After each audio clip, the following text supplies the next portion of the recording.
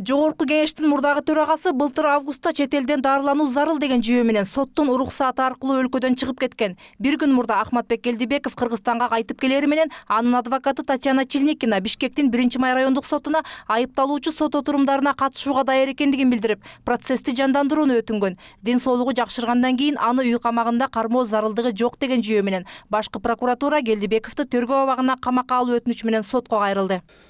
Генеральная прокуратура Кыргызской республики. Биз бул өтүнүч катты жолдоордон мурда кылмыштын оордугун, айыпталуучунун депутат экенин эске алдык. Ал жашырынып кетиши мүмкүн же депутаттык мандатын колдонуп, күбөлөрдү коркутуп үркүтүп, соттук териштирүүлөрдүн объективдүү жүрүшүнө тоскоол жаратышы мүмкүн. Ошондуктан мурдагы төрага Ахматбек Келдибековду камакка алуу өтүнүчү менен башкы прокуратура сотко кайрылды. Бирок башкы прокуратуранын мындай кадамын Келдибековдун адвокаты мыйзамсыз деп эсептейт. Анын пикиринде айыпталуучу соттун талабын бузган эмес. Ошондой эле ага башка оор кылмыштар боюнча айып тагылган жок.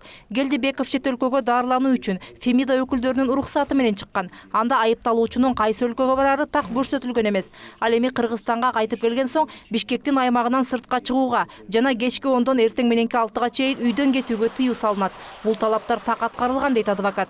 Для того, чтобы изменить. Мындай билдирүү соттук жараяндын алкагында гана жарыяланууга тийиш. Соттук отурумдан тышкары кагаз жүзүндө сотко жиберүү туура эмес. 20 февралда жараян башталганда жарыя кылышса туура болмок. Экинчиден башкы прокуратура кандай негизге таянып Келдибековдун баш коргоо чарасын өзгөрткөнүн жатат, мага белгисиз. Мындай чаралар айыпталуучу соттун талаптарын бузган учурда же мурдагы жарыялангандан да оор кылмыш жасаганы аныкталган учурда колдонулат. Бул эки учур тең болгон жок. Мындан улам башкы прокуратуранын аракети мыйзамдоодону бузууга жатат. Буга чейин башкы прокуратура Келдибековдун коррупциялык схемаларын далилдеген фактылар жетиштүү чогулганын жар салган. Мындан улам ал жоопкерчиликтен кутула албайт деген пикирлер басымдуулук кылууда. Келдибеков это та точка. Келдибеков бийликтин коррупция менен күрөшүп жатканынын көрсөткүчү болуп калды. Аткаминерлердин коррупция менен чын күрөшүп жатабы же жокпу? Келдибековдун иши аркылуу бааланат. Анын үстүнө Аида Салянова башкы прокурорлуктан кеткенден кийин Келдибеков акталып кетсе, коомчулуктун коррупция менен күрөшкө болгон ишеними жоголот.